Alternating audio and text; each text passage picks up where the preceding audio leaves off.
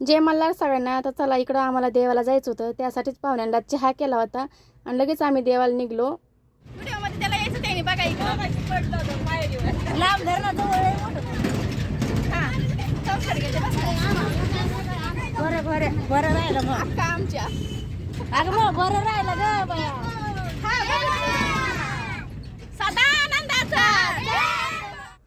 त्यानंतर ना आम्ही मस्त इकडे निघलो, खूप मजा मस्ती करत करत आलो. पण पुढं चालून ना आम्हाला गाडीत CNG भरायची होती, त्यासाठी थोडं थांबलो. मग तिथनं परत निघलो आणि हा व्हिडिओ ना यांच्या मामीने शूट केला. मला माहीत पण नाही, त्यांच्याच मोबाईलमध्ये शूट केला आणि मी माझ्याच नादामध्ये होते. आमचं हसणं खेळणं बोलणं चाललं होतं.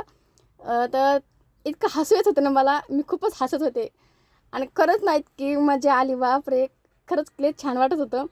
आणि त्यांनीच व्हिडिओ काढला पण त्या ह्या व्हिडिओमध्ये आले नाही. नंतर तुम्हाला दिसतील त्या, तर मी तुम्हाला दाखवल.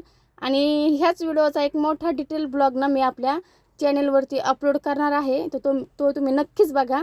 त्यानंतर आम्ही इथं मंदिरात आलो आणि दर्शन वगैरे झाले आमचे. लाईनला उभं राहून दर्शनं केले.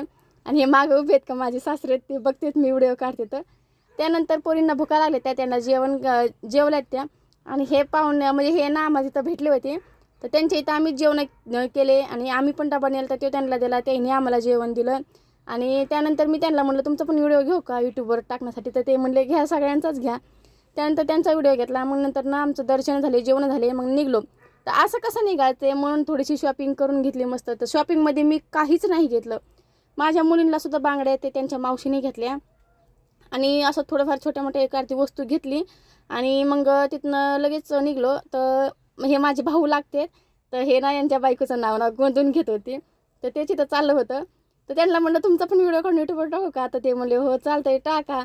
मग त्यांचाच व्हिडिओ इथं काढला आणि इथं त्यांचं गोंधून झालं. आणि हे गोंधणं फक्त ह्या बाईसाठी, तर ह्या गाईच्यासाठी ते गोंधून घेतलं होतं. त्यानंतर मस्त अशी कुल्फी खाल्ली. तर चला भेटूया पुढच्या व्हिडिओमध्ये, तोपर्यंत बाय.